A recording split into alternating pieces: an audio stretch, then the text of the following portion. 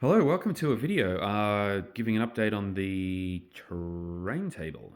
So it's installed pretty much the two main units.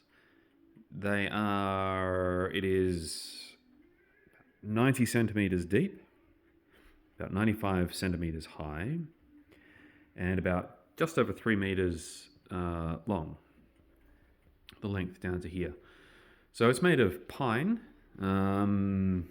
Just purchased from Bunnings. Nothing too special, but it's been stained with a water-based walnut stain to give it a nice dark coloration, which fits in rather nicely, much better than the naked pine. There are a couple of shelves underneath which still need a little bit of extra support. This is basically just ply.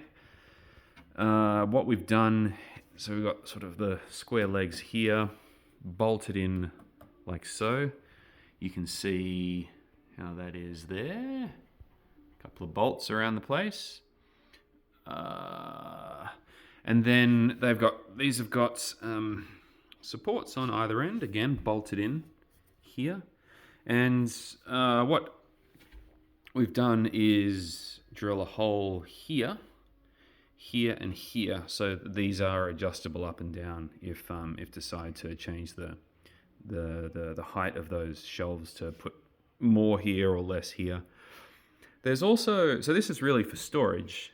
This has also got potential for potentially down the track if you want to put like a staging yard down here, remove that as storage and put in extra track.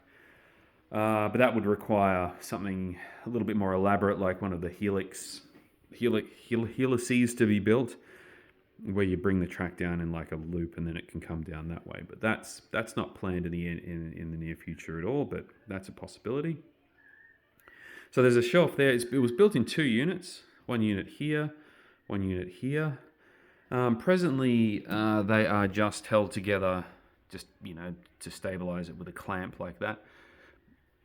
Possibility to drill a hole actually through here and put another bolt to really bolt these together, but at the moment these are pretty heavy, so this will do for now. The cross beams drilled big holes here and here, so all the way through. So these are for any of the under bench bus wires to just feed through, so they're just to keep it neat and tidy and to keep them supported when that all gets done.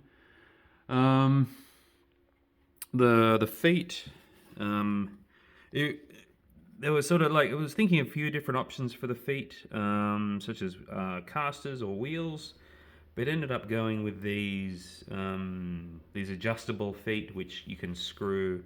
You can sort of screw them this way or that way, and then that raises or lowers, which enables you to get a nice level bench work. So yep, Spirit leveled it. It's all nice and level up the top in each direction. And there we go. The other thing that is to remark on this is that you'll see there's a couple of extra wire holes here. Now this is because an expectation of building another return that will come along here, which can then be potentially a staging yard. But the really wanted to build these two first, put it in, see how it looks, see how much space it took up, and then commit to a staging yard or an extra return here after the fact. The size of that, a lot of the sizes used to construct this have been based kind of just for convenience after the fact. Like the top, this is XPS foam sheeting, which I've seen a lot of people use. It's good. It provides a bit of insulation for the noise, but it also can be cut into. So you can put that and you can sort of cut into it like little rivers, or, you just have to cut a little bit, cut slight depth. Doesn't have to be very deep. That gives you that. And then you can pour in the resin to create essentially a river or a creek or a drain. It doesn't have to be deep, it just has to be deep enough to be able to put that surface layer of the fake water on, and that could be a deep river for anyone would ever guess. The so the size has been based largely on the size of these sheets as picked up from the hardware store. So that's a full size one, and then if that's cut exactly in half, that takes up the rest of the back here. This one at the back has already been glued down with liquid nails, so that's pretty firmly attached. That's not moving anywhere anytime soon. Haven't glued the rest of these down. When they're glued, I'm using these heavy bricks to sit on top just to keep it flat whilst it sets.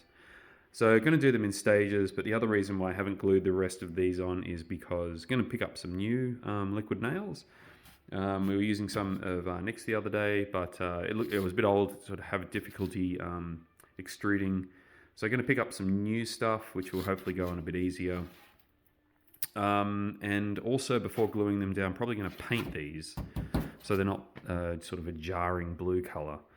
Probably paint them, mix them with, I've seen a product called Mod Podge. I haven't used it myself ever, but a lot of people seem to mix that up with paint, acrylic paint, and that's a good application to at least prime these. But I'll probably just see if I can mix that up in like a 50-50 ratio or a 75-25 ratio.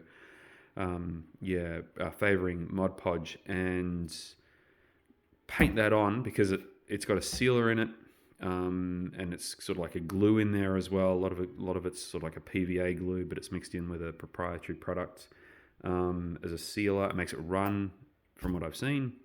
Paints on really nicely. You can't paint, as I've seen and heard, you're really not great to paint acrylic paint straight onto this stuff. It just doesn't bind well and it doesn't look great. So that will be done. So I'm going to paint those before gluing the rest of these on, particularly so that we can get a nice color on there without overflowing onto the nicely stained. So as you can see, the foam goes there. I've got another couple of sheets down there. Then going to cut a piece to fit in there, and cut a piece to fit in this part here, and then that will be all of that. Really wanted to keep the join here consistent through the tables and the foam, just in case for whatever reason at any point these are sort of separated, they can be kind of, cut down the middle and pulled apart. So I'll take that into consideration with the joining of the track as well. I'll try and keep track joins on this joining line as well, but we'll see how that goes. What else? That is pretty much it. These can be pulled out, of course, and am planning on a backing board just to protect the wall as the modeling is done, and possibly also a side wall here. It does kind of encroach on my view across over from the mezzanine downstairs, but that's neither here nor there. And then the return here will probably not have a shelf, just to maintain a bit of visibility down to the TV downstairs. But it's pretty big. It's higher than I anticipated originally in the plan. And that was just because, again, for convenience of manufacture, these legs, when you buy them, that's like twice the height. So we ended up just cutting them in half and using that, which ended up being probably about 5 to 10 centimeters higher in the end than the original plans that I designed. But again, I think that's fine. I think the height it's probably in the higher end of where you'd want to go. But there's still sufficient, depending on how tall or short you are. But I have no issues really reaching to the back here.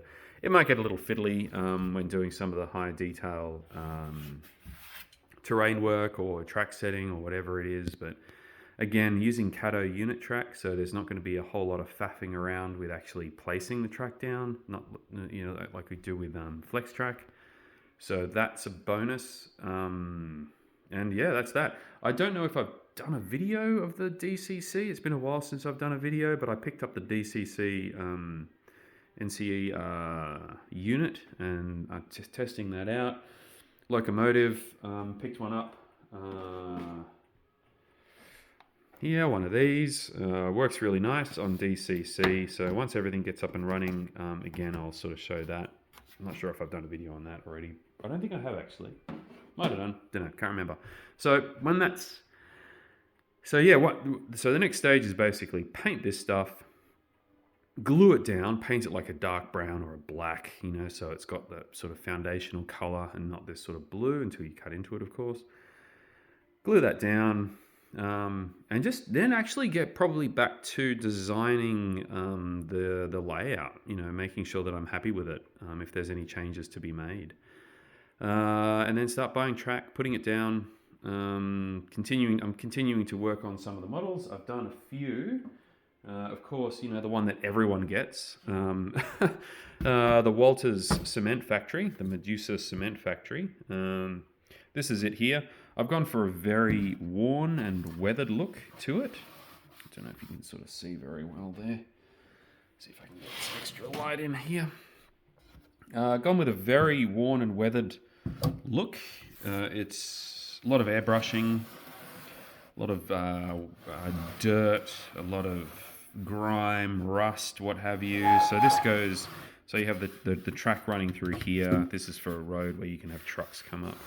But this is a basic, the Medusa Cement Factory. It's like I say, it's one that everyone has. And then the other thing that I've done, actually, let's have a look here. I just move it. I've done a U-boat model.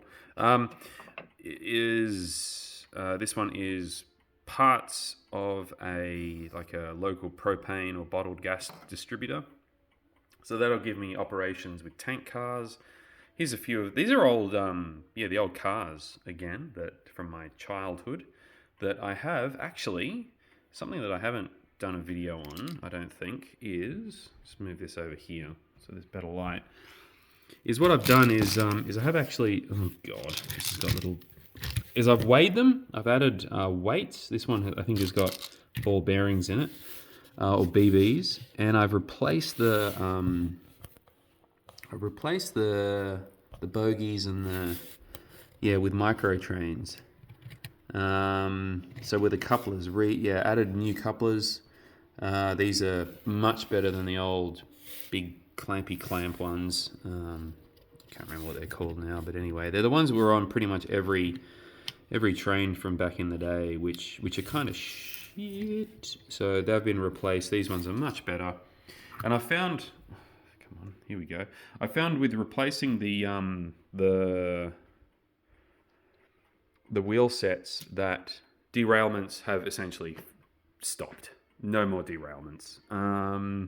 Which is fantastic because, the wheels have got much smaller flange as well, so they just don't clip on everything on all the track and jump off, which was just happening constantly with the old ones. So that's good. So I've updated those. So it's all coming along well.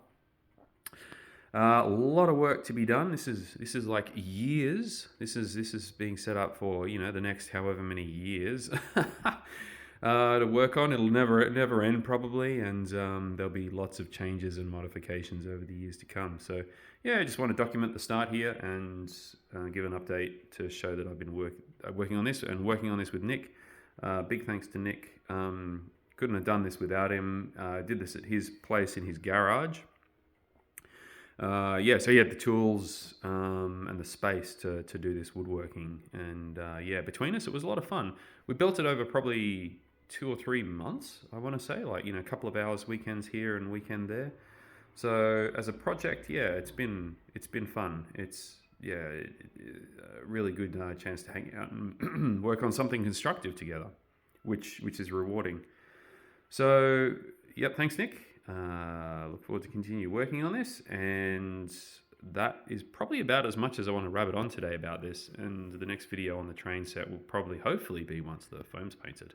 Maybe some more track down, maybe some design plans, maybe some discussion around that. Maybe even a bit of the return has been built and put in there as well. Exactly. Gonna have to get rid of Mr. Bones. He'll have to move across, make some space for the return. But there you go. Thanks for watching. Hope you enjoyed it. And catch you for the next video whenever that one happens. Okay. Bye.